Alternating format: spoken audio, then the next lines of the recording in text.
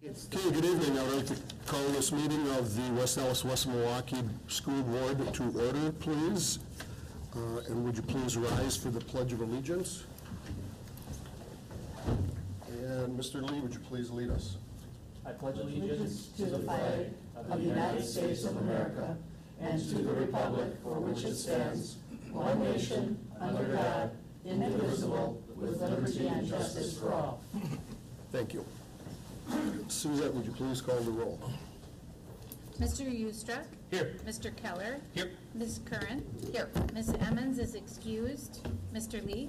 Here. Mr. Bailey? Here. Mrs. Sujecki? Here. Mrs. Justum is excused. President Sikich? Present.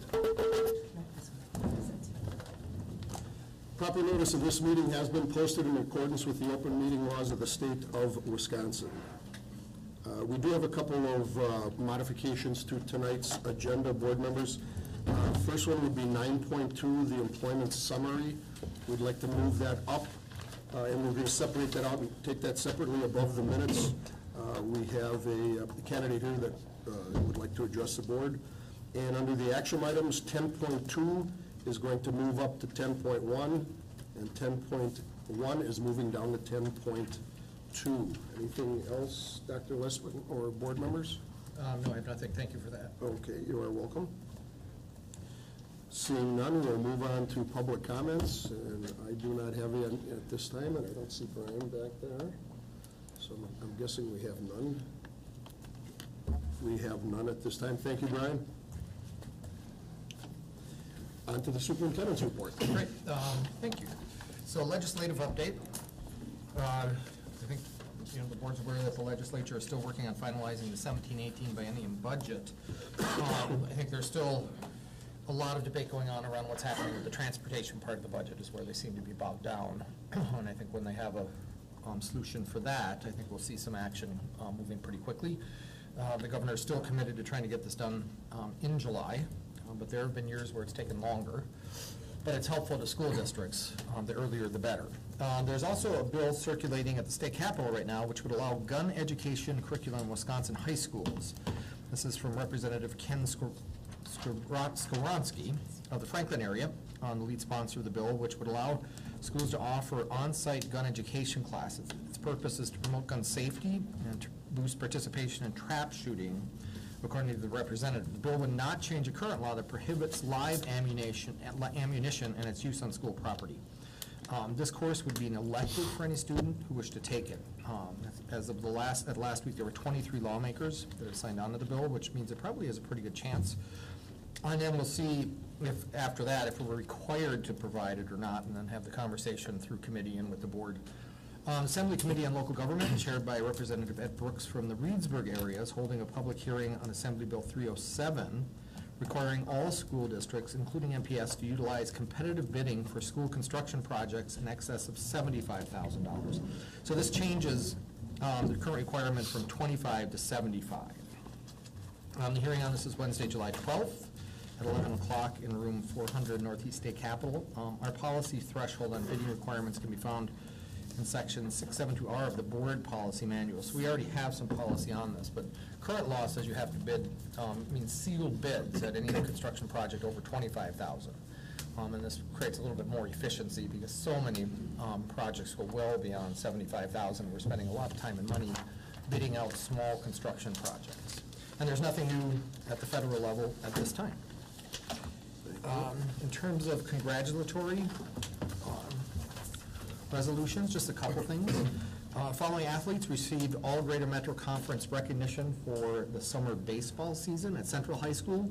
Kurt Malachnik, first team, Danny Lannis, second team, Jack Fierst, honorable mention, Kurt Malachnik, scholar athlete, Mike Wilcox, scholar athlete, and Ben Reinhardt, scholar athlete. At Nathan Hale, Caleb Kling, second team, San Bologna, second team, Joey Geraci, second team, Tyler O'Brien, honorable mention, and Justin Moore, scholar athlete. And just a couple updates from the last board meeting. So we had some public comments. There were two about concerns about raising property taxes. And I think it's important for me to respond by saying, I certainly understand the concerns, right? I get a tax bill too.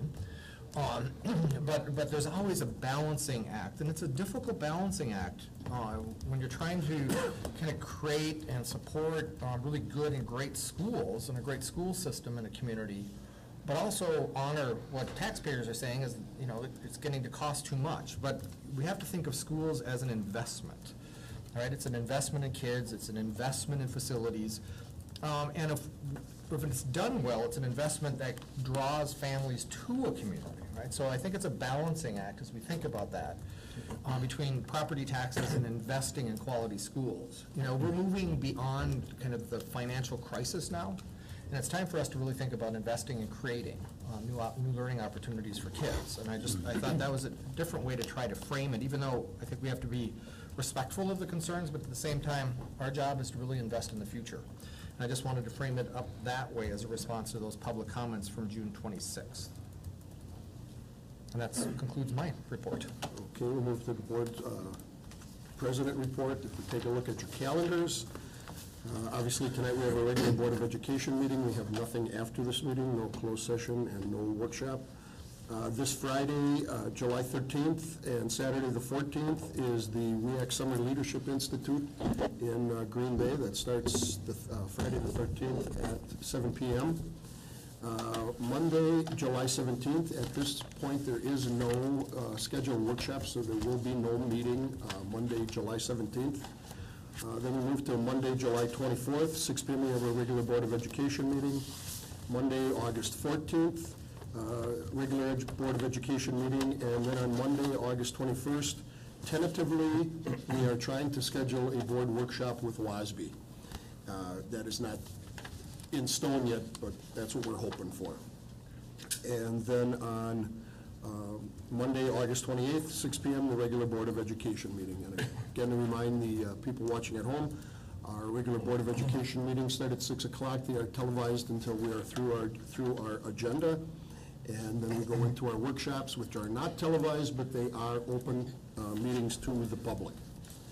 I do have one thing to share with people from the community. The Neighborhood Partnership meeting on Wednesday, July 12th. That's this Wednesday. The West Allis Police Department will be hosting the quarterly Neighborhood Partnership meeting.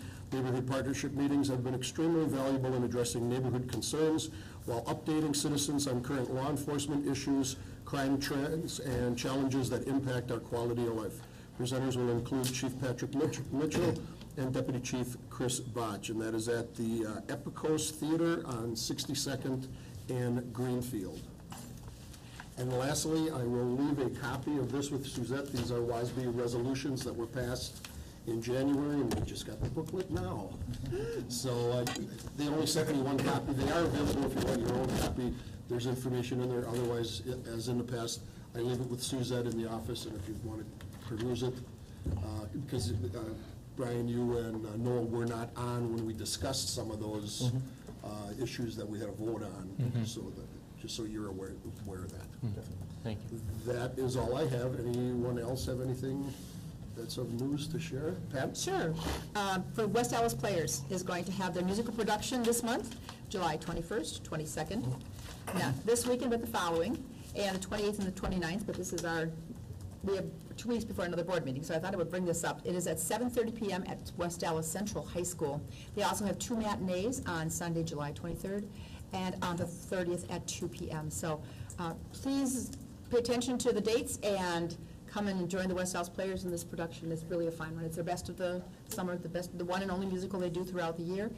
And I would like to encourage, because I've talked to some of the players, and they approach me for donations as we supply them from my workplace. But they say they're lacking of funds, and that is quite surprising in light of the fact West Allis Players is from the rec department. And we like to support them and make sure that those things pulls out for the year. I hope that we can look at public relations tool for them possibly in the future, that with the last newsletter that goes out of the year to schools, put a clip in there about the production. It could even be $1 off. It's just great for families to go and provides really affordable entertainment.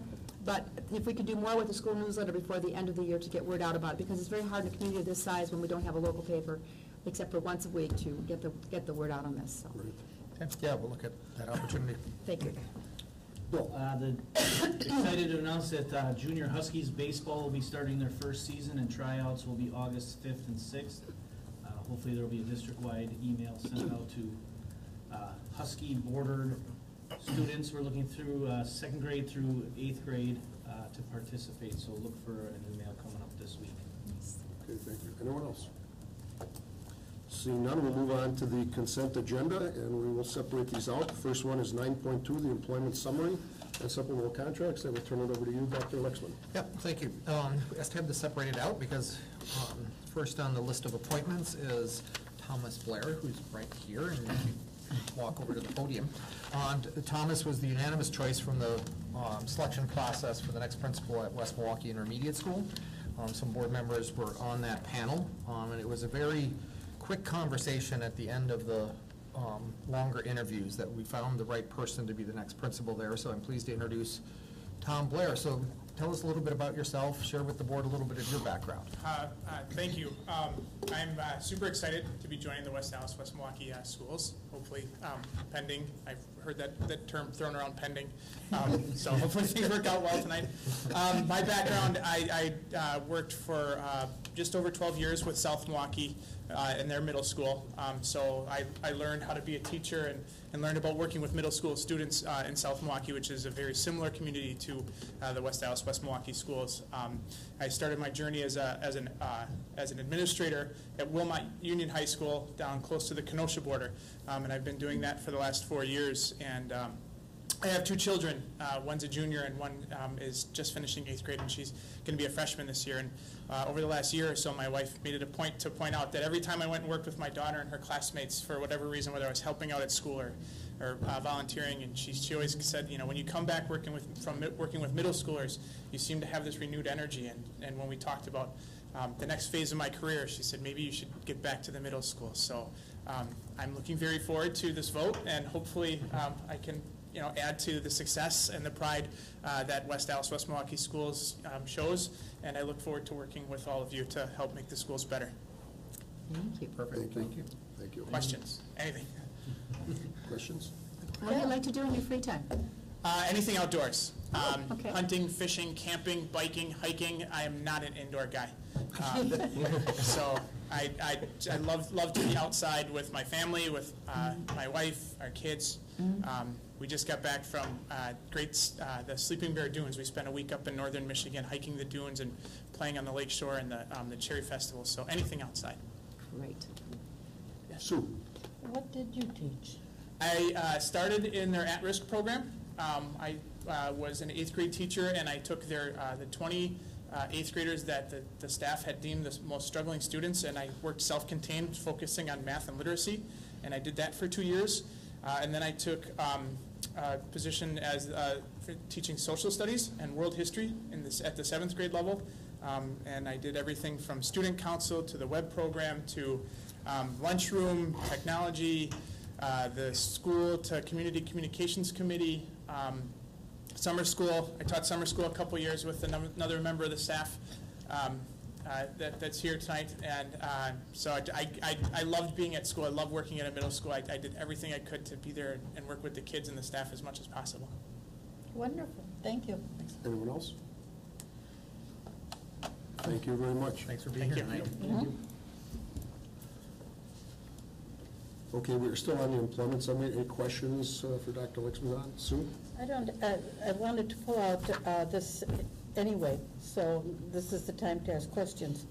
I saw on the last,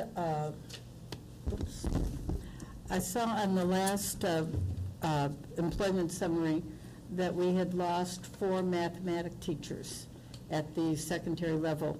And I'm looking at this, and we have found 2 mathematics teachers at the secondary level, and I'm concerned about the mathematics and being able to acquire mathematics teachers at the secondary level. And I see our mathematics teacher guru stepping forward and...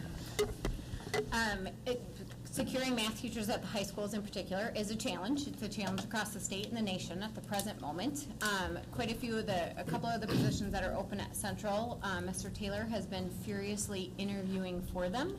And I anticipate you'll see another couple of replacements at the next board meeting, ready to go forward for approval.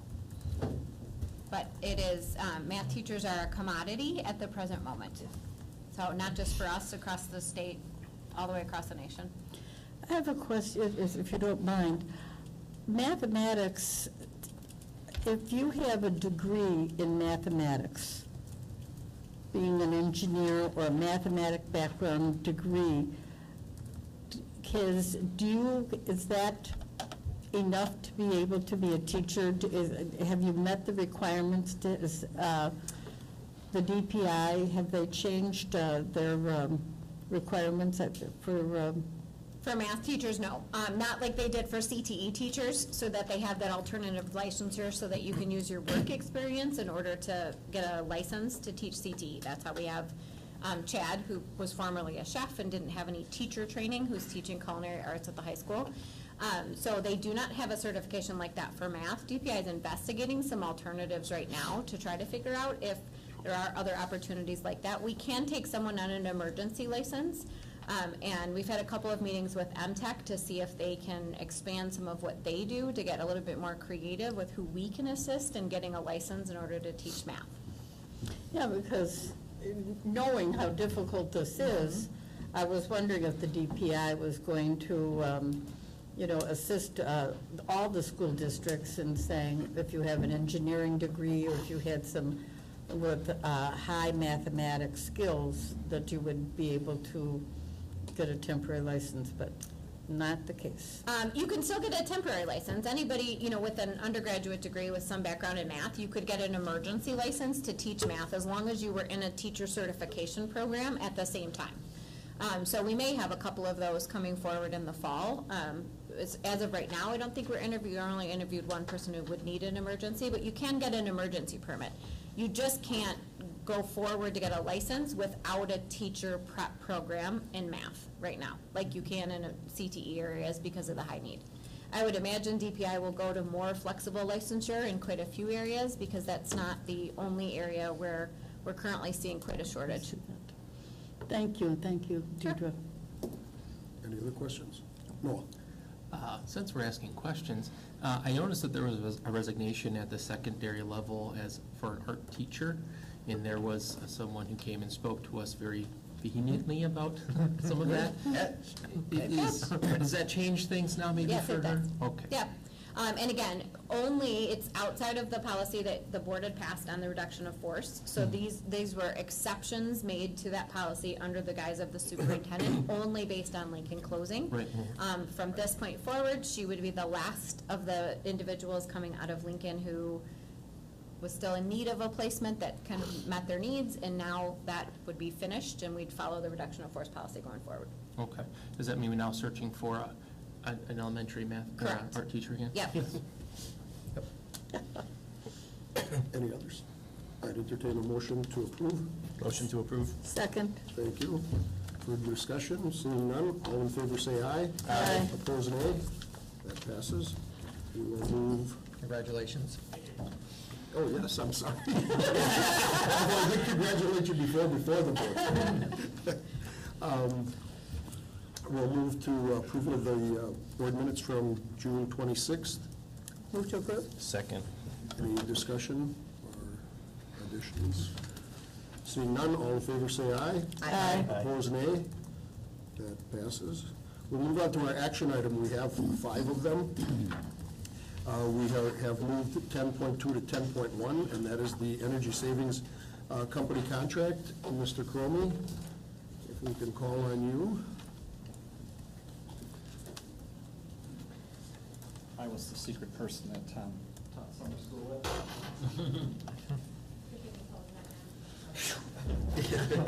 The one thing he never did was laugh. It was very dry. No smiles, nothing. So thank you for being willing to switch. 10.2 and 10.1. Boy, that's good luck finding this. All right. So first of all, we are bringing back the energy savings exemption for approval tonight. So we're doing two things. One, energy savings contract, which will be first, and then the approval to exceed the revenue limit is the second piece. So I guess I'll just start at the beginning. So we brought this to you, I think it was May 22nd. Brought it at 18.8, and at that time we passed a resolution not to exceed $18.8 million, and that was kind of a broad scale number. And as we talked about at that time, chances of it being anywhere close to 18.8 were probably pretty slim because we knew what our constituents would be at least willing to tolerate, and two, I knew we needed to keep it within a 10-year borrowing, just based on the fact that we were going to go for a state trust fund loan.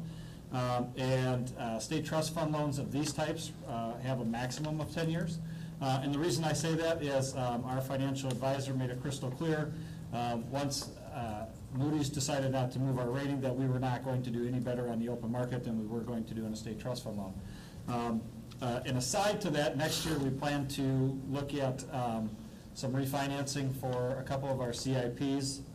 Assuming we move forward with this, we would look to refinance that next year. As 16-17 will certainly look a whole lot better. Our financial picture will look better, and Moody's will change our rating, adjust it. I'm not sure how high, but at that point we would look to do that. Some things have changed since then. One of the big things going back to the 10-year payback that I wanted, sent that back to Nick and his team at McKinstry, and they took a look at all of the things that we had talked about, and believed that for $12.8 million we can make that work. And that still replaces some boilers, still puts controls in that allow us to operate it like a home thermostat, so we can shut things down, or really reduce the load on them, bring them up in the morning rather than running it all night. LED lights, the steam traps, the variable speed drives on motors that again help ramp that up. It's just not as many boilers. They've taken a little bit more look at the lighting and trying to figure that out. But they were given that task to make sure we can fit within that. Our petition period passed successfully. I had received a sheet that has 10 signatures on it. Today Suzette reached out to the wards of our district, and they did not collect any referendum sheets, so really that period ended as of the morning of July 1, so we haven't received anything in the 10 days since that. We received this on June 30th. Yeah, let me jump in a little bit. We did hear that there is a constituent that did collect 7, possibly 800 signatures, but because they didn't reach what was required, elected not to turn them in. Okay. So there was some support for the petition, but not the response I was anticipating, given how much kind of social media and press coverage there was for this particular opportunity. I did not figure out the exact number. I thought if we would get close, but we have all the data, but it would have been somewhere around 5,000, 5,500 signatures would have been needed to push it to a referendum level. The second piece was aligning the roofing project with the CIP. As you know, we added some of the roofing pieces in there because for the next 2 or 3, I think it's 3 years, we still have kind of a large chunk of about $1 million to $1,200,000 or so. So getting those pieces off of that CIP and then just moving with about a $500,000 roofing cost on the CIP. In relation to that, should we approve this, we have other projects that we will allocate within inside of the CIP to kind of maximize all of those dollars. And things as I sent with the Longfellow wall, those kinds of things are still going to pop up during the year, which are going to require some funds to fix. Made some payback financial model validation. One of the things I want to show is this, I don't know how that got in there, I'll slide that out. When we talk about an updated cost of $12.8 million, I'm anticipating that to be about $1.55 million on a yearly basis. That's loan payment and interest. Energy savings, we're anticipating about $185,000 on a year, so that's whether that's electric and gas, that's the combination. So which part, I don't have broken out, but 185,000 total. This year, this is in column E up above. If you recall, 2 years ago, we levied an extra $630,000 to be used to offset our referendum debt. So this year, we won't be levying that $630,000, it's already done. So that really makes our net impact of that $735,000 when we take these two items out, or 17 cents on $1,000, or about $34 for a $200,000 home. Starting in year 2 through year 10, this referendum debt really falls to $1 million because we won't have any Fund 39 debt. So while we were taxing for it in each of the last 13 years since 2003, we won't be taxing for that. So really our net impact on the tax levy would be $365,000 or 8 cents on $1,000 or $16 on a $200,000 home. For all of the projects that we're talking about to help make a better learning environment and to help make a more energy efficient use of our facility. So the recommendation coming from the administration tonight is to support our level 1 work and then to follow this up with approving the resolution to authorize the project. The individual pieces, the LED lights, we're talking about $5.8 million. HVAC controls, that again is the digital controls which allow you to monitor the building, kind of set it when it's not being used and set it when it is being used. A $2 million boiler and heating system upgrade, so this is essentially the boiler replacements of about $2 million. Variable speed motors and motor replacements, so again, that's the 10 horsepowers and more, looking to provide, for lack of a better term, a ramp up to the motor rather than just turning it on. It'll start out slowly, which decreases the draw so we don't spike energy. Anytime you spike energy causes the energy rate to go up, so as much as we can smooth that out as possible. Steam traps, I always mess this one up. I know it has to do with heating. We're trying to collect steam, right? It separates the steam, the condensate, when steam gets colder, it turns back into water. It separates that from the actual steam. So if they fail, your steam pushes through back into your condensate, and it's wasted energy. So this keeps that system efficient beyond the boiler. It keeps it efficient throughout the building. So, and those fail on a regular basis. So you have to really stay on top of them. And then the last piece is the roofing upgrades, so about $2 million being pulled from the CIP to do that, and that's really from the next 3 years of CIP. One of the key pieces into this $12.8 million, is a turnkey project. So from bidding out really from doing the study, the energy study, which is a requirement of Act 32, to bidding out the projects, to remedying anything that might come along, such as asbestos or any other removal, right up until the point we're going to use it, is $12.8 million, and that is all guaranteed within that contract. It is not our work being done. While we have to be part of the asbestos removal because we own it, it's still part of the $12.8 million. And I think if I could jump in for a second, Wait a minute, excuse me? That's a maximum. You need to get a microphone moved over so people can hear what you're saying. Pop this one. Well, you did, but the people in Wauwatosa can't hear you. I just wanted to say that is this on? Can you hear me better? Yep. I just wanted to say that 12.8 is a maximum, okay? It could come in less than that, certainly probably will. We always, in this process, estimate, for the most expense and the least savings, so that it comes in at a lower cost and you have a higher savings. So, again, we went from the 18 million, that was the first blush walkthrough, then we did our detailed walkthrough, it came down to 12.8. Okay, so we should get a little bit more of that squeeze as we finish the project. Does that help? Is this the time to ask questions? Well, I'm going to try and go through the whole thing, and then we can shoot the questions. So as you know, just one of the pieces, it is a revenue limit exemption, which does allow for asking the public to pay some additional funds on their property taxes. That's the revenue limit piece. The second part here, we also see some utility rebates that come with this. That's part of the cost that was shown on the other page, or part of the savings on a yearly basis. And then the final piece, again, as I said, we have some debt falling off And so we're really just filling that void that is being removed this year, or at least the intention is to do that. Our next step in the process, really if we have a approval by the board tonight, is for McKinstry to get the energy study done and start planning the official scope and verifying all the things that we're putting in specifically, and then go out and bid the process.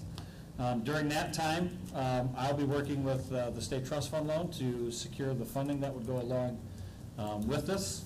They already have a preliminary application, and then we get all the big paperwork that comes down the pipeline should the board approve this tonight. And then really the board's next step is to have a discussion regarding this and a vote yes or no. Hopefully it's an approve it, because I think it'd be a great thing for our building and our buildings, and it's really one of the last avenues we have to get some major work done in our facilities that needs to be done. I know we've had a couple of concerns that have come across my way from some constituents. One, we showed you a list of 39 or 40 boilers or what have you with the CIP. Do we just take the oldest and, chop off those 8? So with anything, and I'm just using the boiler as an example, age is only a component of whether something needs to be replaced or not. It's a look at what is all the work being done to it, or what has been done to it, what is the expected lifespan now that some work has been done to it, and what do the other pieces in the building look like. So for instance, Central has 2 brand new boilers that were put in. So to decide we would need a 3rd boiler there seems silly, because we have 2 brand new ones that are working there. But a facility that has 2 extremely older boilers, even if they're functioning pretty well, probably one of those needs to be replaced, because if they both go down, and with age being a component of that, that's something we need to take a look at and be cognizant of. So we do that. So again, if we think back to the buildings, Horace Mann is our oldest building, but it's not even on top of the radar for our 20-year facility committee, because it still is standing pretty well. So while we took into consideration the age of Horace Mann, it certainly wasn't the only thing. We have to take a look at how does the rest of the facility stand and how does the rest of the facility function. So all of our projects work like that. Not age is just a component or a piece of that. The one thing I really want to reiterate is that the dollar amount is turnkey.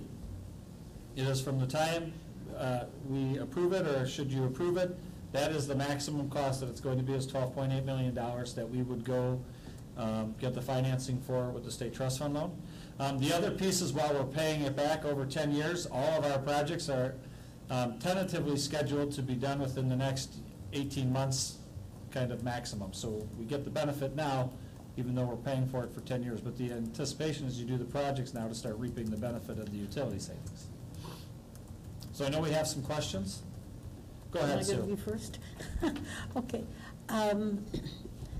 When I was reading this, and I assume that, I know that Andy is the person, but he probably, his designee, no doubt, is you, Steve. And so, have you, you took a preliminary, take a look at what needs to be done, but I wouldn't think that McKinsey, and I'm sorry, I don't remember your name. I'm Nick Plumbush with McKinstry. Nick, okay, that they wouldn't have done a full, is it called a scope, when you're looking at something thoroughly? And so they wouldn't have done a thorough scope because you didn't know if you were going to get the jobs or not. So now you're going to do a thorough scope of what needs to be done. And how long do you think it's going to take to do that thorough scope and see what actually needs to be done? Yeah, no, a good question, Sue. I think we did do more than a cursory look when the petition issue, came up. Administration asked us to kind of, work a little bit more slowly than we normally would under that scenario. But as far as the lighting, and with Steve's CIP plan that was laid out for the boilers and roofs and his steam trap program, a lot of the framework was there, so it was more around identifying the reporting requirements for DPI. So the scope is framed up more than it may appear. And we got some really good questions, you know, in the last 30 days around that. So I think we feel comfortable around that. And as Andy said, we guarantee the budget. We also guarantee the savings. So we write a shortfall check around that. But short answer to your question, we feel comfortable with the scope and with Steve's team, you know, making sure that that is being maximized. I noticed that you're out of Seattle, Washington, is your home office. Yes. When you are looking at supplies and what have you, are you going to make an effort to look at local places so that we don't have excessive shipping costs, so that we're not buying things in Seattle, Washington, and we'll buy things in Wisconsin? Absolutely. Our Wisconsin office, and I'm a 35-year person in the industry in Wisconsin, all of our local contractor relationships and supplier relationships are here. We have about a $60 million office in Wisconsin, so we do very much keep the dollars local, and Steve's got a good handle on suppliers as well. So as we move through that competitive pricing model, we will make sure that the dollars stay as local as possible. And then, my last, because I'm sure other people have questions, when you're bidding out a project, when you're bidding that out, and I noticed that it looks like you're going to do a great deal of conferring back and forth with most likely Steve, and then ending up to be Andy. But when you're doing the bidding, and you approve XYZ company, XYZ company is going to be working for you, and then you are going to survey it and look at it, and then when the job is done, that is when you invoice us. And so do I understand that XYZ company will invoice you, you will pay that bill, or XYZ company is going to, you're going to look at it and you're going to say, yes, this was done to our specs, and then you give the invoice to Steve, who approves it, and then we pay it. So do we pay XYZ company, or do you pay XYZ company? Yeah, so your contract, Sue, is with McKinstry, so you would pay us on a progress basis. And we have a formal process where we do billing backup and validation of payment to those subs. So if there's any issue with workmanship, or if we say we're 30% done on the job and Steve's like, no way, you're only 15%, I'm not going to pay you that much. We set that up. We have regular weekly meetings and review that progress, so there's no, it's all transparent through the district. So yeah, I will be involved in the writing of the scopes for the contractors to bid on. McKinstry will write the guts of it, but I'll have to be part of that review and approval that yes, this is the correct scope to go out to them. And then as well on the after the delivery side, or during the delivery, I'll be working with Nick and his team to say, yes, we're at this point, we can pay this much. You know, I'm not gonna let them pay 80% if we're only 20% into it. You know, so I'll be integral in this whole process throughout. It's not gonna be a superficial thing for me. Just my last question, and I want to ask it. So even though this is a 10-year payment or loan that we're taking out, or whatever, we can do as many of the jobs, we could do all of the jobs if it was possible in this year.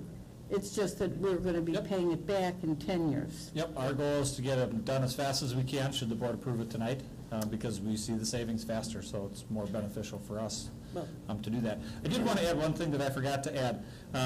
Noah had sent a list of questions, and I sent that response out to everybody today. It's important to note that even when the final scope is approved, should something change during the course of our working, so for instance, when we talked, the very first thing was lighting at Central High School would take up a big portion of the lighting piece. Well, we've talked about our 20-year facility committee needs to address Central, and that's what its goal is going to be. So even though it's listed on there, and even when the final scope is done, we can pull that particular project as long as it's not done and expend those funds somewhere else. So if something is decided to be done with Central and we don't have the lights in for that particular piece, and it wouldn't call for that lighting change, we're not gonna do that. We're gonna take those funds and take a look at some other project, or just not expend them. Or look at, again, some other project, maybe there's a couple of boilers that can be replaced instead, that might be more worthwhile.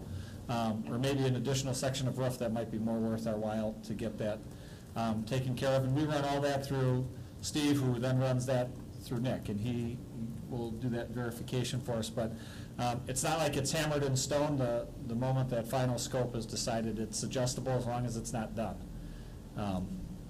Certainly, we couldn't take out lighting and boilers and roofs and say, well, you approved this project, now we're pulling everything out. Still has to be an energy efficiency project. It still has to fit within the scope of the overall plan, but it has some adjustments inside of that as long as we're following the outline that the board is approving, which is lighting and boilers and roofs and variable speed drives, steam traps, and what am I missing? LED lights? I think too, Sue, as we get done with the project and during the selection process, we shared numerous projects where we came in under budget and were able to do additional scope or return funds to districts. So that really is the model that we want to work under, so that everybody feels comfortable. And there'll be regular reports as often as possible. Steve, I know, updates the board on his work. So I think we would just become a natural part of that to give board updates. So I want to follow up on that Central piece, because that was a question of mine. So with that being said, I guess, we're kind of moving toward that second phase and looking at Central. So I guess what does that timeline need to be before we know that work's going to be started, and some type of decisions need to be made from that perspective, so that we don't get too far down the road one way or the other and potentially have work started that's not going to bring a return on investment? I'm going to pass that question because we don't have any timelines laid out. But the one thing I can say specific to lighting is I would certainly be advocating for Central to be the last building done. So start everywhere, make that the last one, so that buys us as much time as we possibly can. But it is important to note that even though Central is on the docket to be talked about, it still is a functioning school. It's going to have 1,250 kids in the fall coming there ready to learn. And so to make the environment as best as we possibly can is a really important thing. And right, it is one of our highest energy using facilities just because of its sheer size. Although we changed some of that with the new boilers, it still uses quite a bit of energy. Couple more. Sure. So we talked, so there's a slide there about the accumulated savings, kind of breaking that down from year 1 to year 15. So I guess my first question is, since some of this work is spread out until almost the end of 2018, is this accurate? Because it looks like the number is the same, or is it a prorated amount, or how does that work in terms of estimated savings? So the number that you're talking about is the savings that would need to be generated in order for that item to kind of pay for itself. So something might be 15 years, or it might be 5, or it could be 7. We look at the cumulative, and we're going to make it fit within 10 years. Even though some of those projects might take 18 years to pay back if you were looking at that individually. So something like a boiler has a really long payback period if you look at a boiler individually, where LED lights have a really quick payback period, and HVAC controls have a pretty quick payback period, but some of those bigger ticket items just don't, because it's mostly capital purchase. So you look at the aggregate total of it, not each individual item. Okay, well, I was looking at the yearly, where it's that $1,034,000 per year. Oh, for total yearly savings. Yeah, that's I put that out to the last piece of information we had, or I should say the last item we would put in would pay for itself. Gotcha. So like lights pay for themselves in 7 years. So when you would get to year 7, those lights have totally paid for themselves. But the last item takes about 18 years to pay for itself. But we're generating that capital outlay and the energy savings every year during that time. So it comes out, I can't remember what that comes out to be, but it's somewhere around like $18 million of savings for that $12.8 million of expenditure. Does that? 15.5 by year 15. By year 15. Did I push it out to year 18? I cannot remember. Not on what I'm looking So at. 15.5 for 12.8, but I think the last item is about 17.2 years. if you were to carry it out. But that was Okay. just an example to show what we would save on a yearly basis between capital cost and energy savings, and that's really compounded until that last item is paid for. The other thing I just kind of wanted to point out, just because I know that the public has had some questions and some concerns about this. So one of the things I looked at is, with the revenue limit being extended and the increase potentially on taxes, that amount, if you multiply it out, I believe is going to be about 4 million. So looking at the accumulated savings here, by year 4, we've kind of covered that, which I think is important to kind of notice. After that, it's just based off of that other savings as well as, the other things that we're looking at. So I think that's a key thing to notice. So this is the sum that Brian is talking about here, the impact levy. Yeah, so from a tax perspective, we're going to start seeing a positive result by about year 4, based on the numbers you're giving. Other questions? Just if you'd like to bring up about, it's actually the resolution, but I think it kind of pertains to what we're doing here, how the board needs to annually perform its evaluation of what's being done, how that comes back, so that we're kind of on target about where this project is going year to year. It's built right into what we're going to approve tonight, but there is a mechanism by which the board is informed yearly on how far we're coming with this project year to year, Yep, we'll see. and monitoring its performance. Yep, McKinstry will be providing us with kind of that initial phase of what are we really seeing. So they do a reconciliation. So while they're anticipating at this point $185,000, again, that's without the energy study, we'll see a reconciliation to that every year. If we were to save $200,000 worth of energy, we've only anticipated $185,000. That allows the district $15,000 to do something different with.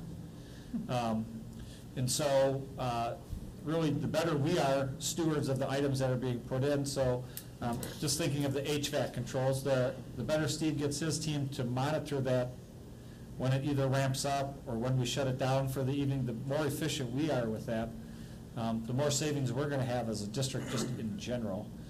So that's going to be better for us. But they do that piece, the reconciliation, they guarantee it. So if we only saved $160,000, McKinstry would write us a check for $25,000 because they said we'd save $185,000. At least based on the usage. It's the guarantee isn't necessarily in dollars, but to try and make it easy, it's in usage. So whether that's therms or amount of watts or however electricity is gauged. That's how they guarantee that to us. But they run that, and we would certainly be reporting on it during the life of this so that we have a running total and can provide as much to the board as possible on it.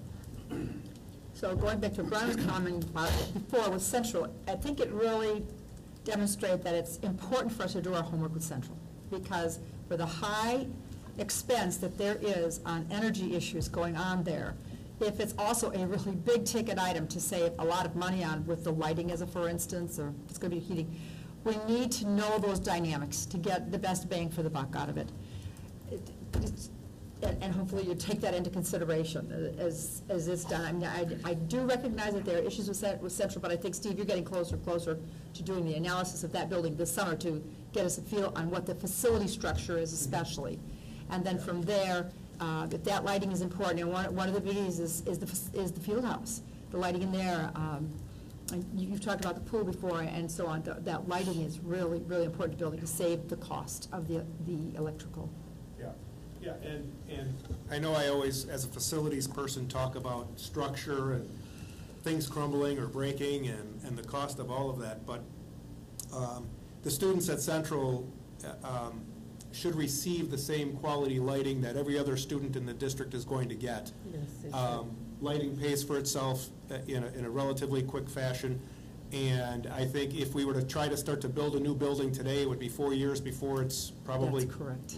Closing up and getting ready for use. Those 4 years of effectiveness, of comfort and lighting in that building will be well worth every penny spent. So, it does have a direct impact on learning, and that's an important thing. But then with that comment, I would argue that Central should be one of the first buildings, because if we're saying that anything's probably going to be 4 to 5 years out, then we should get that taken care of to get that return on investment as soon as possible, because I think the more you drag it out, the less you are going to get that return on investment, and then people are going to start questioning it a little bit more. Very good point, Brian, if we determine here during the summer that there's some major structural issues with Central, which we're investigating, then that's, I think, the time to make that decision, whether we invest more or no, it's not going to be that bad of a thing, so let's move forward and make it go. But I think our study is, we did walk every school. Yes, we did. Okay, we walked every school, we looked at lighting, we looked at all the motors in the schools, so our scope is fairly well-defined right now. To finish that detailed study and get the final costs in place, I think we'd be able to move forward relatively quickly. So I think that's a good point to stop and make that decision on when we reach that point. Yep. No. All right, so I have concerns. I asked a lot of questions, as the board knows, because I saw the answers to them. And I have more questions that have come up as we sat here and kind of talked about things. So first, I guess, would be the question about Central. And if we put lights in there, can they be moved to another building if we put them in? Can we take them and put them somewhere else if we install them in Central? Are they going to be so specialized to the location that we wouldn't be able to pick up that fixture and move it elsewhere? No, probably 80 to 90% will be 2x4 troughers, just like you see here. And much like I talk about the modularity of the boilers that we'll be able to pull out, and the variable speed drives that we put in, we'll be able to pull out. Steam traps are not something you can pull out. They're piped in, they're little components. But lighting could be rescued. Right. The boilers could be rescued. The drives could be rescued. In much the same way we would pull out furniture and science equipment and do other things like that if we were to move to another facility. So it wouldn't be a completely sunk thing. Maybe the auditorium lighting or the gym lighting may be different than someplace you could take it to, but no, probably 80%, if I use the 80-20 rule, could be rescued and pulled out and put somewhere else. Standard lighting. And for the, I'm sorry, you were, no. Oh. And for the field house lights that was just brought up, are those on the docket? And I asked for kind of, and there's 19% of the budget for lighting that's supposed to be spent on central lighting. So was the field house lights included in that? Okay, so that's good to know as well. So the lighting cost that we've looked at, we talked about originally basically taking the whole thing out and putting a new fixture in versus trying to retrofit. Is the dollar amount that we're looking at a complete, everything is being retrofit? I know there is some, it was stated there was some ceiling fixture wiring that would have to be done for some of those fixtures.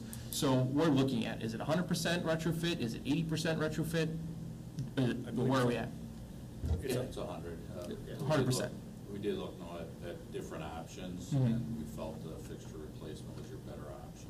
Okay. Around that, So, but it does include some ceiling modification and rewiring that will have to happen for those fixtures? There are some schools that have like the hard tile ceilings with the pendulum lights stringing an 8-footer and things like that. There are locations like that where it just makes more sense to put in a drop ceiling, put in the 2x4 fixtures. You're going to get a better reflection. You're going to get a better light in the classroom. I see. Those are the types of places where we say, boy, this is going to need some ceiling work, and this is going to need some wiring work, and things like that.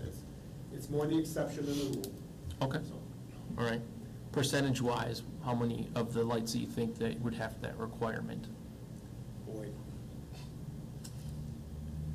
10%. Okay. And I'm just pulling that number off the top of my head.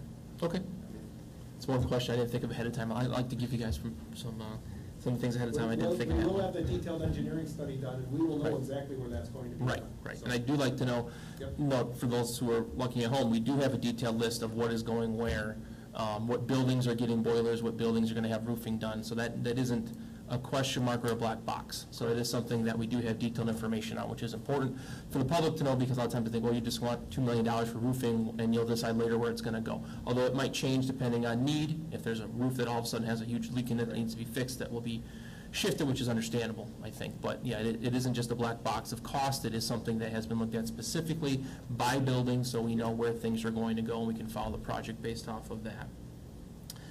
Okay, so I wanted to go back to something Andy said about the dollar percentage. So we have 185,000, which is energy, but it's in dollars, but he said something like it's not actual dollars we're looking at therms or kilowatt hours that we're using. Can you just kind of explain that a little bit more, what that guarantee actually is? Good question, and we really appreciate the questions we've got. We've done over 40 of these projects, and your questions were really good, so we appreciate the ability to respond to those. So relative to the guarantee, we can't control the price that you pay for utilities going forward, so in the contract, we'll have a fixed rate of what you're currently paying, and we'll agree upon a baseline, if you will. And Steve's got a lot of experience in this, so we'll set that guarantee around that. So the guarantee, we can't give you BTUs back or therms, right? So the guarantee is in dollars, so we will come back at that 185 if we save 160. We write a shortfall check. I'll be parking cars at State Fair that summer, but probably won't go well. But yeah, it is fixed for that guarantee coming back. So.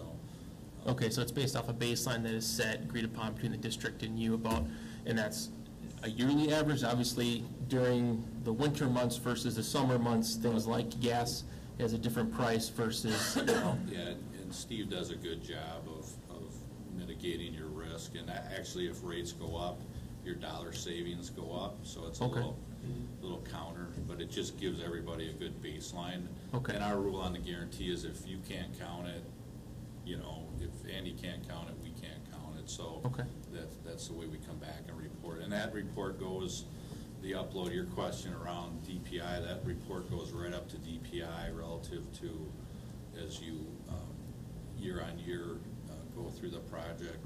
We report those results back, and DPI looks for that to make sure that things are being reconciled there. So. Okay. All right. So I like to hear that, you know, there is some, we're not looking just at the price and where it is and where it might be, because obviously markets can be volatile and change depending on what's going on in the world. So that's good to know. It brings up my second point about the amount of savings. So there is in the contract, it states that if we save more than $185,000, that actually can roll forward and then offset the if you were less on 1 year, right? So this is annually looked at, and it's I forget the term in the contract, but it was guarantee date or something like that. So I don't know if that guarantee date is based on when we sign the contract or how that date is set. I guess that's a separate question. But so just so that understanding is that, am I understanding that correctly? So like say we get $200,000 worth of savings in a year, so that's $15,000 more than what this initial guarantee is. And is this $185,000 set? It's not going to change regardless of what the coming look into the details of this would be, or might it change based on what we find out when we get to the nitty-gritty? It could adjust based on the energy study, but the anticipation that it's going to change dramatically, which would cause, say, the tax impact to be dramatically affected, is not anticipated. Could it go up to 200 or could it go down to 170? Sure. I mean, it could be. But it gives a pretty good ballpark of where we anticipate the savings to come in at. And then am I understanding the contract terminology properly where it states that if you're higher, then that kind of rolls forward? Kind of like rollover minutes if you have Verizon, you get that the next year to look at if you end up being less than what it is, so you wouldn't have to cut a check, for instance, if you were 15,000 under the next year, if you were 15,000 over the year previous. I mean, even though it says that, we report annually, so it would be up to the board and the administration how they would want to handle that shortfall. We've only had one instance where we were short, and so we just reconciled it right then. So I think we're open to that if annually would be better. Our goal, as Andy said, would be to, and Steve would be to, you know, put a conservative number in there and then have that windfall come back. That really would be our intent. So. Okay. All right. Sorry. Let's see. So what is the life expectancy of a steam trap? That's dependent much on the steam you're putting through it. Okay. And that's back to Andy's point about when we look at boilers, and age is only one component. The chemical treatment of what you do inside the water in that boiler, a brand new boiler could last 10 years if it's treated poorly. It could last 45 years if it's treated well. The boiler or the steam trap? That's the boiler system, steam system. Okay. So steam traps, again, depending on how you're operating your steam plant, can last 4 years, 6 years. We have some that are still operating that are 10 years old. Okay. Okay. Minimally, they should last 4 years. Okay. Okay. We do a pretty good job of, when I first got here, we had to start doing buildings in mass, because they weren't done for 10 or 15 years. Right. And there are telltale signs for that. When you start to see steam come out of your condensate receivers and things like that, you know you have some pretty good failures going on. So on average, we're probably looking at about 7 years, if you want to average it. Okay. A little bit for the life of a steam trap. And we are doing very well on keeping up with our chemical treatment of our boilers now. And we're not letting anything go bad. Sure. My point, I guess, is that, it's not a, compared to everything else, it's a less amount of money that we're spending on it, but knowing the average life of them, you have to look at comparison of how much energy they save versus the replacement. So within the payback time for these, we're gonna have to replace them again at least once, before we technically paid off the ones that we're gonna put in now. 1.4 times. Yes. Yeah. So that's the sort of thing that I'm trying to kind of reconcile, like how much energy are we saving by having those? Does the amount of energy that we're saving by having a functioning steam trap actually offset the cost of the purchase and installation of said steam trap, right? And so that with the how long it takes to pay off the $77,000 for the steam traps we're looking to do it was over 10 years. So you're telling me, it's going to be, we're going to have to replace them again before we've even paid off the ones we've put in. So are we going to get that back in energy? If I misspoke, I apologize. Okay. The life of a steam trap is anywhere from that minimum 4 to probably average of 7, Right. sometimes 10. Okay. What they save could pay for themselves numerous times in 10 years. Okay. Okay. Anecdotally, Horace Mann, we did the steam traps 2 years ago, the Mhm. whole building. Mhm. We didn't touch the boiler plant, okay? And we were able to run with 2 boilers instead of 3. Okay. We moved that 3rd boiler to Lincoln to replace one of its failed boilers. Okay, so that type of efficiency from those steam traps brought us down to, and according to John Matthews, one of our pot leaders, we only really ran 1 boiler of the 2 Mhm. throughout the entire winter. Okay. So that's how much energy savings they produced by being replaced. Okay. So their cost versus savings, their savings is huge back to the boiler plant, the big thing that sucks up all the gas. Gotcha. So it's a combination of running your boiler properly, Mhm. good steam traps, that generates all the heat into the building instead of just running it in a big loop. Okay. Right, that makes sense. Yeah. All right. So my next question is regarding windows. So we talk about energy efficiency, and one of the number one things as a homeowner they talk about is your windows. You look at your openings you have in your house and the openings that we have in all of our buildings, and I haven't heard anything said about the windows. So my assumption, as someone who doesn't know any better, be our windows are in awesome shape, and we don't need to replace any of them, because obviously we could have the greatest boilers in the world, but if all the heat is leaking out the windows, we're not doing a lot of good. So our windows, I haven't heard them mentioned on any of the CIP lists or anything like that. So is this something because we are in such good shape on windows, or is this like they need to be done, but they're not as bad as everything else, and that's why we haven't heard about them yet? Probably your latter statement is more accurate. Okay. Okay. Number one, when it comes to large commercial facilities like schools and things like that, your windows, much like when you talk about walls and roofs, your walls have a lesser R value than your roof does because your heat rises. Sure. So that's why roofs are so important to us, okay? Windows will have leakage, okay, and things like that, but if you keep a commercial building positively pressured, you're supposed to be slightly positive in a commercial building, Mhm. meaning if there are leaky windows, you're pushing a little bit of air out. Mm-hmm. Okay, it should not be being sucked in, making the roof cold. Okay. Okay, and that's how we try to maintain slightly positive pressure in our buildings. So, yeah, if I put our windows on a scale of 1 to 10, I'd probably say the average school is about a 6 or a 7. Are there some 4 or 5s out there? Sure. Okay. But I can tell you, windows are a long payback item. I know.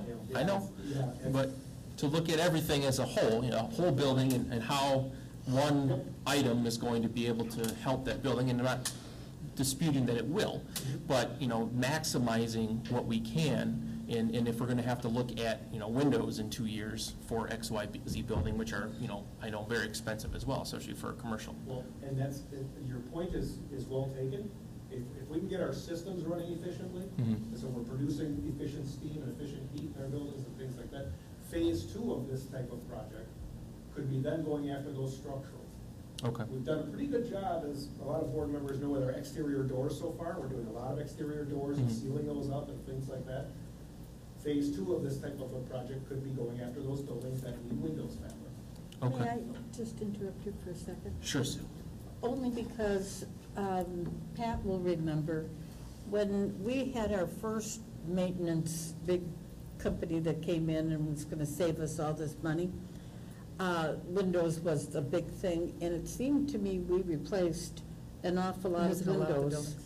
So But Windows, the only one that really needs care at this time is Jefferson. That's a bad one. They have some need. Yeah. so Windows shouldn't be the top of the list, being that it wasn't all that long. I think most of the buildings retrofitted for new windows. And I know it was on a timeline, so some are going to be more aged than others, but it is something we have addressed. And I'm not taking them off the list. Right. I think it's just, everything needs its priority on the list. We can't do everything at once. No, If I we just look at thought it I'd in a- comment. If we look at it in a good Thanks, Sue. engineering approach, I think there'll come a time where we say, okay, these 4 buildings on the list here now need windows, along with maybe we'll do something else over here. Mhm. We'll put it together. Okay. That's all the questions I had for you guys, and I have questions for Andy. Sure. Uh-oh, get ready, Andy. So if we end up spending, well, 12.8 million is our max, right? Can't spend a nickel more than that, according to the borrowing, what this resolution would allow. If we come in under that, as McKinstry has stated, they have often come in under a dollar amount, and, we could decide to take that dollar amount and apply it to something else if you wanted to, but that would be then a board decision, just to be clear on that. Would we decide that we're gonna take this extra money? Because you're not approving the specific scope of 85 lights are going in this building and 54 are going in there. Right, So- but if it was a decision of, we got $500,000 back, and instead of applying $500,000. Yeah, I think it'd be more of a conversation. I Okay. don't know if we'd necessarily approve the items, but we want some feedback on where that. Well, I'm would saying go. versus spending it on something in the school versus reducing the tax levy amount. We could do either. Okay. I thought But- it had to be it had to be save energy, if you, Right, yes, if we decide to spend it on something else, it would have to be an energy project, but we also could decide to Right, reduce the could tax just levy. decide not to borrow that portion of it. Right, right. So, so the question would have been, I guess, we can decide to do either, and that would be a conversation the board would have, but maybe not an official action item? Is that Yeah, what I'm hearing? I mean, I guess it would, if it's $5,000. Right. I mean, But like- if it's a substantial amount of money, Yes, yes. yes, okay. I guess the next thing comes into, would we be able to look at, say, our financial situation continues to do better, we get more funding from the state.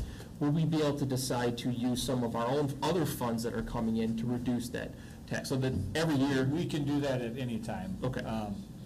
Kind of going back actually to our last conversation, one of the things that I probably didn't make clear enough with the increase in the tax levy, just because we were receiving less state aid, we could just choose not to levy to the max, Mhm. even just in our general operating funds. right, So we could choose to do that at any time. Okay. If we have the funds to pay for either just general operating costs like that would incur, or Mhm. debt payment like this would incur. okay. And then the last thing I think, and I don't know, maybe Deidre is going to be better at answering this question, is I think it's important to illustrate some specifics on how these energy-saving things is not only just saving money for the district in the long term, but how does it help kids learn? How does it help them learn better by putting in LED lights? How does it help them learn better by replacing a roof? Because that's a lot of the feedback that I've gotten from the community is you want to spend all this money on buildings, which might be necessary, but how does it help the kids learn? So the roofing, I don't know if it does, but LED lights mimic sunlight. So the more natural light that you can get provides a better educational environment for the students. So Okay. the lighting certainly has like a direct impact just on really our employees' ability to work and our students' ability to learn. Okay. The others create more useful environment, I guess. One would be the variable speed drive, sorry, not the variable speed drives, the controls, the ability to check on any portion of a building at any given time from Steve's computer. So if we have, it's too hot in here, or it's too cold, certainly the custodian can check that, but numerous people can now go in and just check that building at any given time and try to figure out what's going on. Okay. So controlling environment. In regards to the steam traps, really the drier we can make the environment, the less chance there is of a mold or something growing that we don't want. So certainly leaking moisture of any kind just has the opportunity to have that happen in a building. And I would say in regards to the boiler replacement, in our schools that really need those, our ability to keep I don't want to guarantee that the building will function, but a much higher chance that the building is not going to go down for any extended period of time is a really important piece. I think it was a year and a half ago, we were probably potentially days away from Central going down for about 6 weeks just on a water holding tank that is a special order item that takes 6 weeks to build. And we were watching that thing every day until that was built. So just some of those things and the ability to continue going to your home school is an important piece as well. Okay. Yeah, Sorry, go ahead. jump in. Another potential impact on learning, if we choose, we can reduce the investment in the annual CIP projects, right? Because this is now taking a lot of those projects kind of off the list. Well, those dollars then that are taken out of the general fund can be used for instruction, can be used to support smaller class sizes.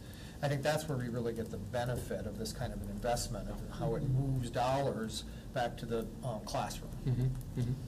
And I was just going to add to, when you talk about things like roofing, when I worked at West Milwaukee, and it was always a mystery to know which room would be leaking on any given day, years before you, Steve.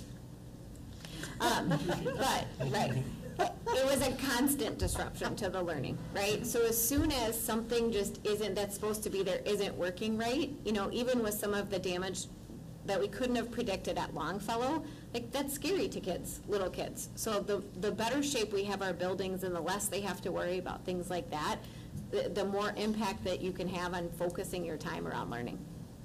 Yep, I would just want to add one other piece. As you know, this goes back to our short-term borrowing. We're paying $1 million or $1,040,000 next year in interest. A good number of these projects have to be done anyways. Boilers at some point have to get replaced. As Steve mentioned, the steam traps need to get replaced. Roofing needs to get replaced. So this is a way to, or this gives us an avenue to do some of those things which allow us to lessen the burden on our operating costs, which allow us to eventually reduce that $1 million to something a whole lot more manageable, which goes back to Dr. Lexman's thought of every dollar that we're saving here, purposing here, allows us to put something back into the general fund, which then allows us to do things like lower class sizes or potentially make some different sort of academies or learning opportunities at some of the schools that we just don't have right now, provide more opportunities for our kids as well. And I think in the grand scale of things, our job is to educate kids as best we can. So every dollar that we can shift from projects or find another way to fund those projects, because they have to get done at some point anyways, is a great thing for us. And just one last piece, we know our youngest building is 46 years old. They're not getting any younger, so this also provides us an avenue to do some changes and provide some efficiencies that we just don't have the money to do if we were asked to do it today and fund it ourselves. It just gives us an avenue to make some of those changes. All right, thank you. I think it's just always important to kind of reframe these sorts of things. We're talking about large dollar amounts for things that are, the average person will be like, I don't know if it's any brighter in here, what do I care? Sure, So right. I think it's important to reframe them in how they're going to help our students and our staff be able to function better in our schools and, have other, better grades, better test scores that are going to help our district as they keep moving forward. Sure, nope, I totally agree. Just kind of a follow-up to something you actually kind of started to talk about a little bit. I'll be honest, I struggle with this just a little bit because it does involve raising the tax levy. And I think we've kind of all seen what the general consensus is about that.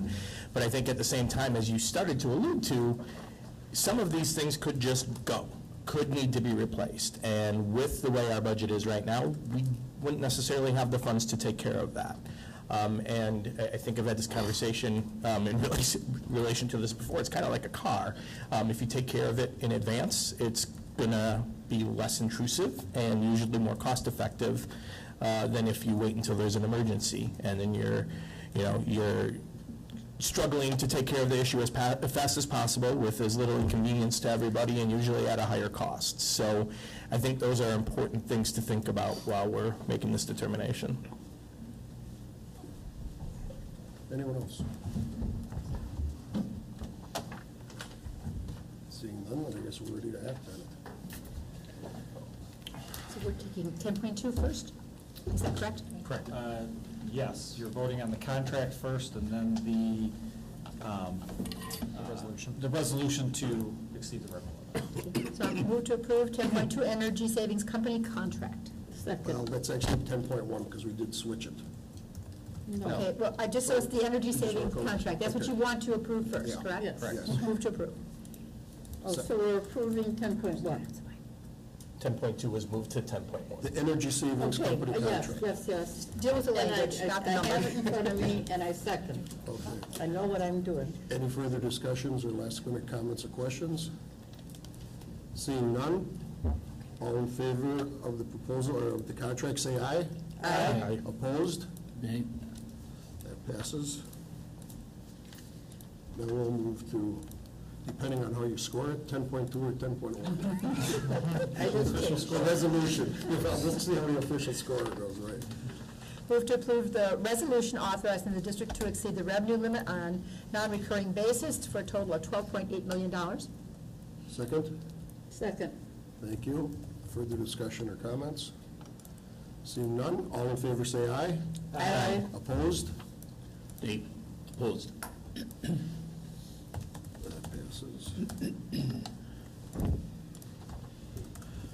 Okay, thank you for your time. Steve, thank you for your time. Great project. Thanks. Thank you. We'll move on to 10.3, the Student Technology User Agreement. Thank you, Andy, for your time and work on this. Thank you. Steve? Sure.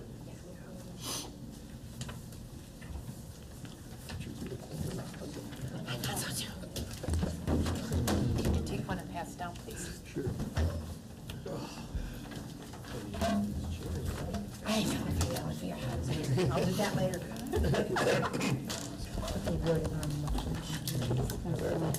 This one pops in my case.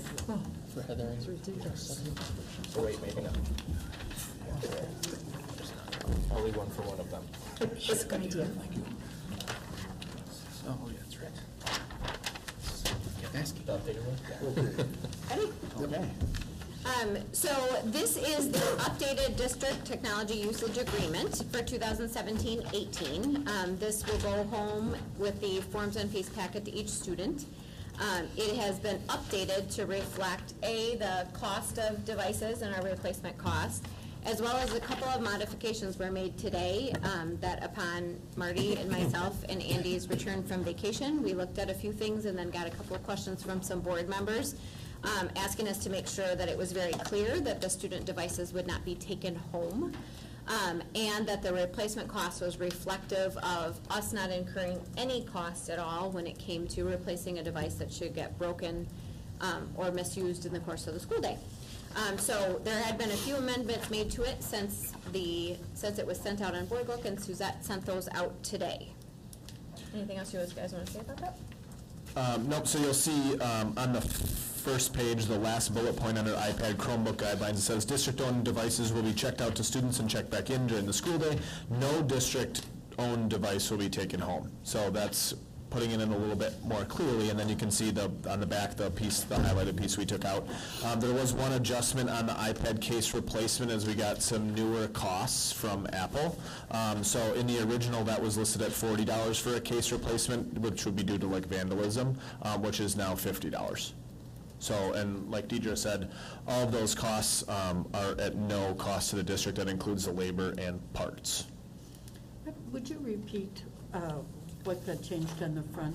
Oh, sure, sorry. Yeah, I didn't highlight it, sorry. The last bullet point under the I iPad thought that Chromebook I did, guidelines yeah. that says no district-owned technology will go home. You mentioned the replacement cost for the cases being $50, and that would Yes. largely be due to vandalism and those Vandalism, types of things. So I guess how frequently are these things going to be monitored? Know if something like that happens so that it can be tied back to the appropriate person so that the charge would be able to actually be brought forward? Sure, so the students, yeah, it's a good point.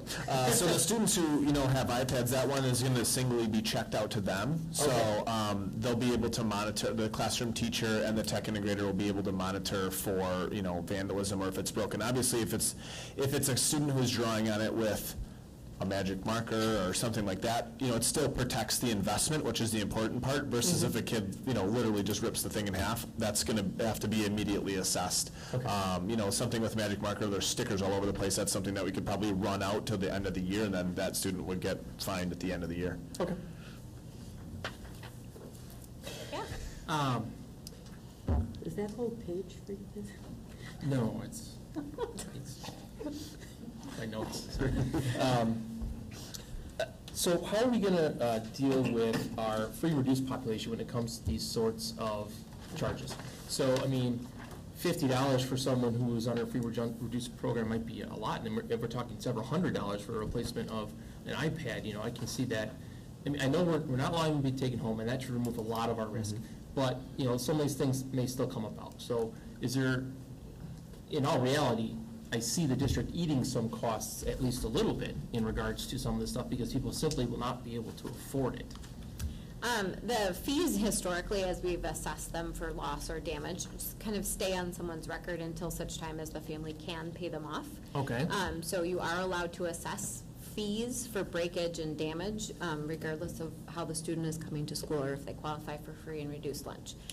So in certain cases, we've had students who typically might have ignored that fee until they were about to graduate and then realized that I'm not walking across the graduation stage unless I get this $175 fee paid off. They might start bringing in a little bit each week until they get it paid off. They occasionally a school or will work out some kind of in-kind agreement for some kind of work at the school. That's very unusual. That would be only in really extreme circumstances. But they usually figure out a way at the end of the day. For some of our students, they get notified at the end of every school year if they have outstanding fees, and then sometimes they don't get reissued a device until such time as those fees are paid off. So then they would use a desktop that's available in the classroom or an older laptop. There's some motivation there to get your fees paid off in order to get reissued a device.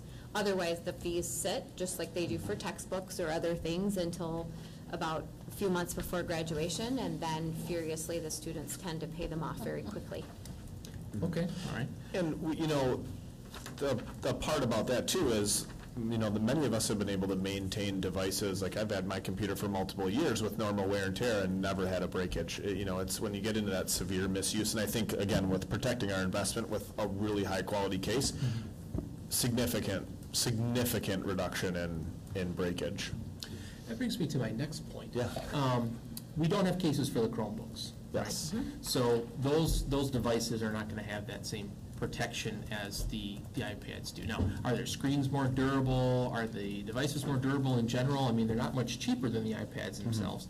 So, I know historically we haven't had a lot of breakage with them, but I think we haven't had as many Chromebooks in the district as we're going to have moving forward. So is that something that, we should be looking into for cases for them, or, before we start running into a lot of breakage? This policy should protect us from that, again, and plus not taking them home, but maybe in the future, needing cases for those Chromebooks so that we might be able to help with the accidental things when something gets dropped, something like that. The protective cases you can buy for a Chromebook are a little different than the protective cases you can buy for an iPad. They're more of a storage case for a Chromebook than they really are a protective case. My daughter has a Chromebook through her school. It comes home with her every night. It was our obligation to buy a case. I looked long and hard, and we ended up with like a zipper pocket that really, if she dropped the thing, probably still would break. Okay. So we would, couple of things, anticipate that at the secondary level, the general wear and tear without taking them out of the building would just create less breakage and damage. These Right. are 6th, 7th, 8th grade, 9th, 10th, 11th, 12th grade students. So the fact that for the Chromebooks in particular, they're going to be checking them in and out. I can use a Chromebook in social studies, check it back into the social studies teacher, and if I need one in science, I can just log on to a new one. So they work a little differently than the iPad, which really is, I'm signing on to this iPad, and then I can't just go sign in on a different iPad at the same time. So therefore, they just work a little differently. It's a little more closely monitored by the teacher. We just don't anticipate that breakage. If, bless you, suddenly at the halfway point of next year, we realize that there's a ton of breakage, we'll obviously have to revisit that and then figure out what we're gonna do about that. But we have been using Chromebooks off and on for 3 years at least, and we just really haven't seen, because they're devices that are used for less periods of time, they're checked in and out more regularly and more frequently, we just haven't seen that kind of damage or breakage that it would make it in our best interest to put every single one in a case. The carts that the Chromebooks come in, you want those back in there, in the charging cord, they don't make a case that fits in those carts. So you'd be putting the Chromebook in a case that the student can't, there aren't cases, like I can't put this in a case. I can put this whole device in a case. That's how the Chromebook cases work.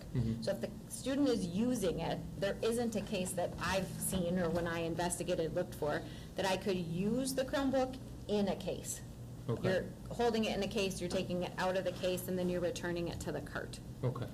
So it just doesn't quite work the same way as the iPads, where you can store them and keep them in the cases the way they are and use them in the cases. When we chose this Chromebook, the Dell Chromebook, we went through several different Chromebooks that we tested out, and the Dell Chromebook that we chose is very durable. It has what they call Gorilla Glass, and we actually dropped some. Yeah, it's mil-spec tested to 30 inches drop, that it'll, no damage at all, and that's repeated, I think, 10 times. So they do actually make a few, I forgot, Gum Shell, I believe is the name brand. They're roughly $50 to $60 a piece. And if you look on the fines, if they were to crack the screen, it's a $50 repair cost. So a $50 repair cost for a few here and there versus $50, $60 for cases that would basically prevent just that. It just wasn't, a huge thing investing. Also because the screens aren't glass like they are on the iPad. That's one of the reasons the iPad screens break so much, is they're glass versus plastic LCD. Sure.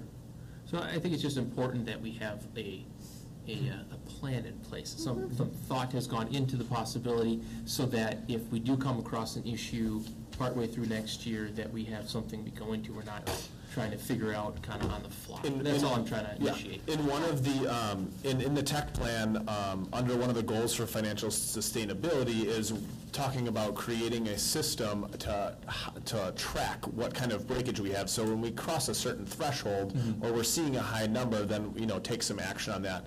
Whereas I know that, we've tried to do some digging as we were writing the tech plan over the past 3 to 5 years about like how much money has been spent on replacements, and there was just no way to systematically track that. So, we've talked about setting up a system of where we can tell you, yep, we had exactly 3 iPads break last month, or we had 4 Chromebook keys replacements and things like that. Right. It's better for us, it's better for you guys to know that as well. And that brings me to my last question, which is, we have no dollar amount listed here. I know I asked this question to you, but I think it's important that everyone hears the answer to the question. There's no dollar amount listed for the keypad, Chromebook repair, and the reason for that is? Because it has to be assessed on an individual basis, because if you're talking about replacing one key versus replacing the whole keyboard, We have to replace the whole keyboard. Okay.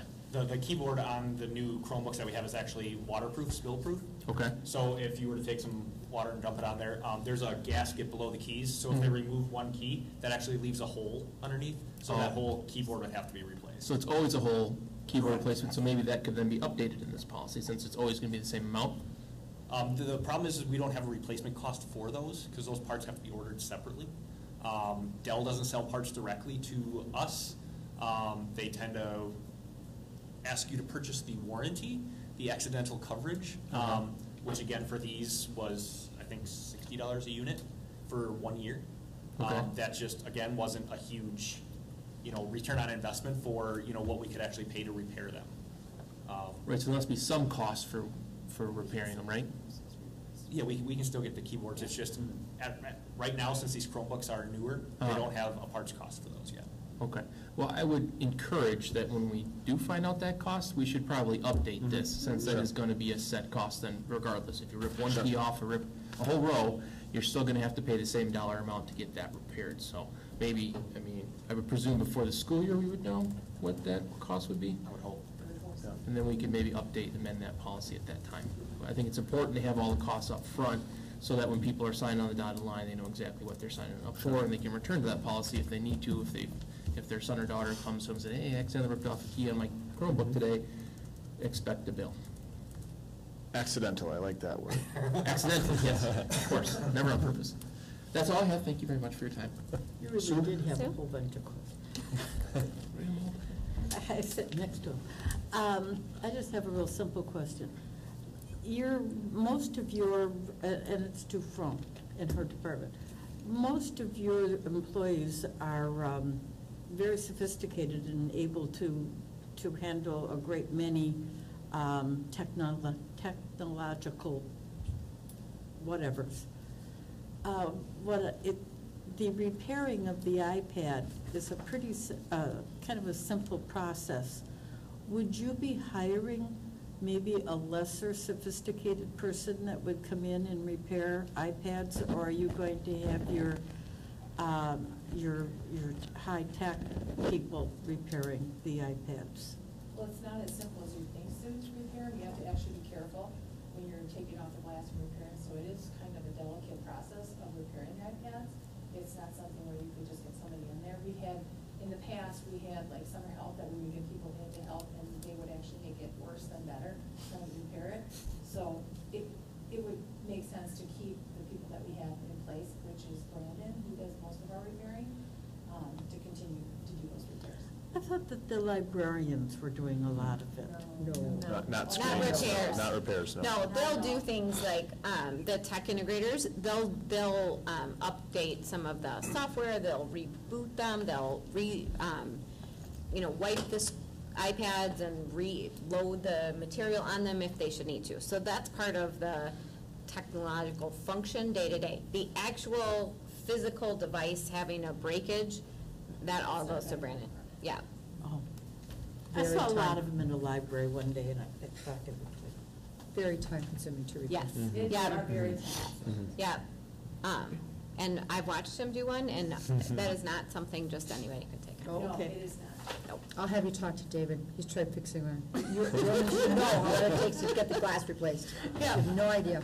Yeah, and Brandon's quite the expert at it, so we will just leave him. Yeah, he's wearing like goggles and face shield and gloves and, Right. yeah, He does. yeah. Yep. Well, I'm glad I asked the question. It Yeah. was kind of a fun answer. An expensive cost. Anyone else? Questions? No? Then we're ready to take action on 10.3, the Student Technology User Agreement. Move to approve. Second. Thank you. Further discussion? Seeing none, all in favor say aye. Aye. Opposed? That passes. We'll move on to 10.4, the 2017-18 Academic Standards Adoption.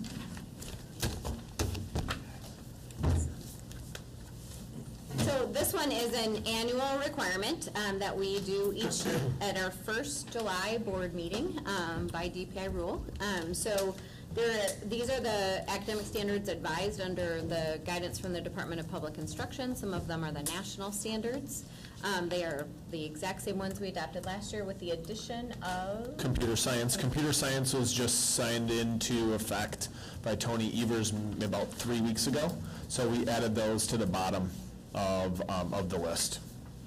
And these are, again, as a reminder and information for those of you who are new since last year, they are just the guidelines that we use. So the standards are, this is the broad overview of what we may be using to define what curriculum we do use and don't use in a classroom. They are not set in stone. We're teaching every single one of these standards in every classroom at each grade level. We would not have enough time to do all of those things. But these are the guiding principles. So when we go to write curriculum for science or social studies or math or English language arts, these are those guiding principles that we use to start from in order to define the standards in the curriculum that we're using in the district. No? Are any of these state mandated as far as the standards that we're using? Or do we have, for instance, Wisconsin Model Early Literacy Standards? Are there multiple different ones that you can pick from and we pick this one? Or, you know, how does the process work as someone who's naive to it? Yep, they're pretty standard. I mean, these are the ones that are recommended by the Department of Public Instruction unless you had some sort of, some districts choose to write their own. Germantown, for example, has chosen to not go with any of the state recommended standards, and they are in the process of writing their own. I get to see them on a pretty regular basis. What you're going to find is that most standards look like most standards. There's only, if you read through any of the standards, it will just be really a list of what we want children to be able to know and do when they're at school. Well, there's only so many things that you can choose from that we would like students to be able to know and do in math and English and social studies and science. It's really more of a preference of the order and the way that they're written, and the ones recommended by the Department of Public Instruction meet our needs just fine. Yeah, the other consideration with it is most of the instructional resources that are on the market are aligned to what are the most typical standards that school districts adopt, right? And so if you're writing your own, then you have the challenge of how do you find instructional resources that support what you want kids to learn and be able to do. Yeah, I think this came up in the social studies adoption. There was a couple resources that were not aligned to C3 framework, which is what we use, so they immediately eliminated those. Anyone else? Just to ask a question of Deidre that she had talked about with our curriculum committee meeting. This is kind of the larger framework for all the grade levels. And we will bring back at a later time the individual levels of elementary, middle school, high school, grade by grade. You have a plan in place that you would like to bring back through policy to identify the actual skills by grade of exit skills. Correct. Yep, our policy right now indicates that we should have that as a publication for parents, and the one that we had and have been using, we felt needed some clearer definition and a little bit more information to it. It's also the guide that we'll use for new teachers. As that's feedback that we've gotten for quite some time as a teacher new to the district. I don't know what I'm supposed to teach when I get assigned 4th grade, or I don't know what I'm supposed to teach when I get assigned 3rd grade. Or on what platform. Or on what platform. Technology or an actual textbook. So what we are working on now, and the leadership team has seen parts of it, and the curriculum writing all summer is being dedicated to that, is actually taking these standards and grade by grade, talking about which standards are being covered at which time, and then they're aligned to I can't statements. So students should be able, we should have evidence that students can do these particular things by the end of that time. They are fluid, much like we want them to be, because you don't want to say, okay, once you've completed 3rd grade, you just automatically move up. Our multi-age classrooms allow for students to advance quite quickly sometimes through particular standards. So they're fluid in that, but they are a guideline, again, for what should be mastered by the end of each grade level. And then they have a whole section that aligns it to resources. So it will say, Unit 3.24 in My Math is an excellent resource to help you teach the skill. You may want to supplement with these 3 or 4 other things that we own as a district, and so it's a lot clearer to parents who might be seeing different things at home, and certainly much clearer to new teachers who, again, we frequently get that feedback that they aren't given a guide for what they are supposed to teach in the course of their employment here. So those will be ready in a modified version for brand new teachers in the fall, because you certainly don't want to give them the whole thing all at once and overwhelm them. But it'll be part of new teacher training for teachers to get access to those materials and then work with their dean on what they actually should be doing day to day in the course of at least those first 6 weeks until they're more comfortable, and then they have some more flexibility to use those guides as they see fit. Any other questions? Ready to take action? So moved. Second. No more discussion. All in favor say aye. Aye. Opposed? Passes. We'll move on to 10.5, the expulsion independent hearing officer resolution. Great. So this, again, is another annual item that the board is required to consider. And it authorizes an independent hearing officer for the purposes of considering student expulsion recommendations. And if you recall, we recently changed to Mark Olson, so you recently approved Mark Olson, but now this is the annual item before the next school year begins. Questions? Sue? I just want to clarify my vote, and that is, I've always been opposed to the independent hearing officer, and even though we have an excellent hearing officer, I'm opposed to that concept. So when I vote, I just want you to know that that's why I vote why I do what I do. Thank you. Any other comments? Motion to approve? So moved. Second. No further discussion. All in favor say aye. Aye. Opposed, nay. Nay. That passes. Agenda items or future workshops? Sue? I would like for us to take a look at policy and be looking at social media and how it's used. And so I'd like to take a look at that. And also, I forgot to mention that I thought that I had asked you to look into, we have sophisticated technology at, or technical equipment rather, at our auditoriums. The hearing devices and the sound and the lighting and that big board, what is that the motherboard? The soundboard. Soundboard, Yeah. thank you. And, you know, having a person kind of oversee the use of that. And so I don't know who would be the person that would do that, but I do think that there should be a person so that when we... There used to be, at each high school had their own AV person, tech. Even Ed Steck did it until he was no longer with us. I think we'd have that, don't we? So I just don't know if it's, now that it's so expensive, and I think it's being borrowed, you know, to school, or loaned out, or what have you. Do we need somebody that kind of oversees that? Well, we do have somebody, So the fact, according to Deidre. We have people overseeing that.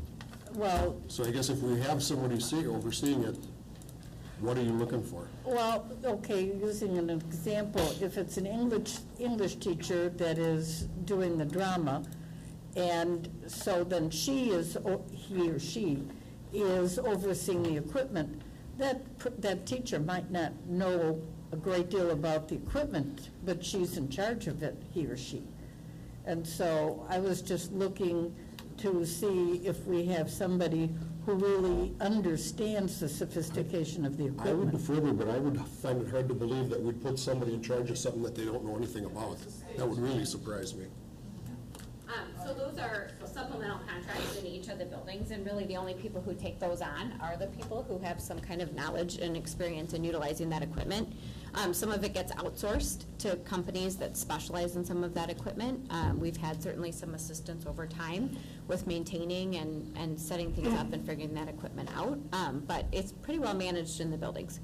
And I think for the most part, you know, buildings are encouraged to maintain and upkeep their own equipment so that we're not sharing things back and forth. I think there's less sharing things back and forth than there used to be, and then there's a couple of buildings that didn't dedicate parts of their budget to updating some of their things, and then they know that they need to do that going forward.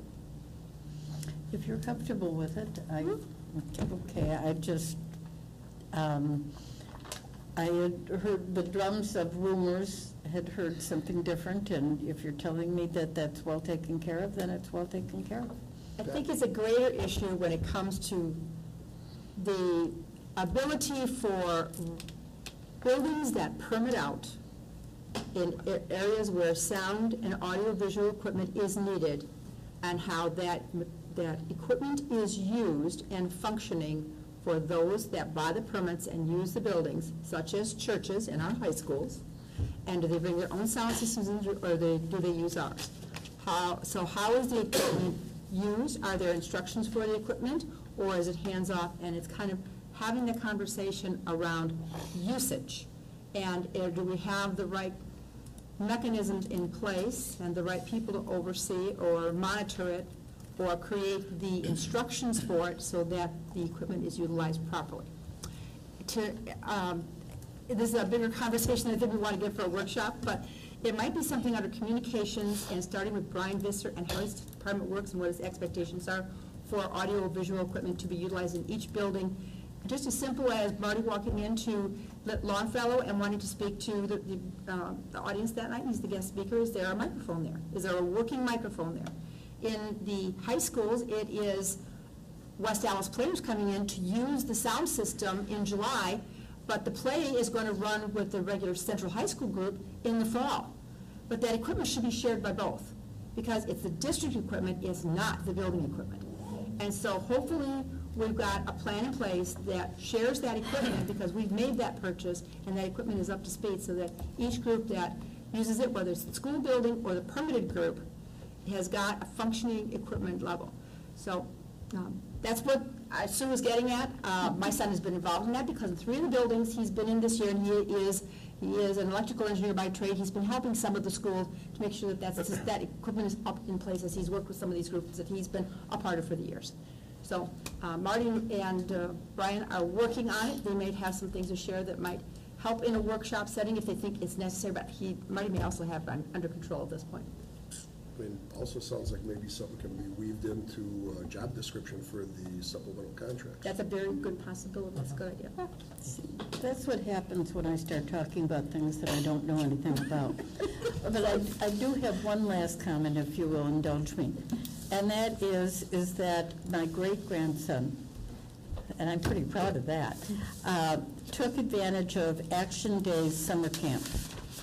And I don't know if everybody knows that we have one-day summer camps where you can go in and just go 1 day or 2 days, and it takes a very short advance notice, but they did an outstanding job. He had a great time at what's called the Action Days Summer Camp, which is held at Frank Lloyd Wright. And for people who just might not have seen that or know about it, it's all ages, so it's multi-aged, and he was the oldest, and he was so afraid, and it turned out to be wonderful. So a shout out, I am sure all of our camps are well done, being that my sons used to work for them. So I know what fun they have, but I did not know we had a one-day camp that we could just sign up for. And I bet a lot of the people in the community don't know that. So I just wanted to do a shout out to the rec department. Anything else for the good of the cause? Seeing none, motion to adjourn? So moved. Thank you. All in favor, say aye. Aye. This meeting stands adjourned. So I hope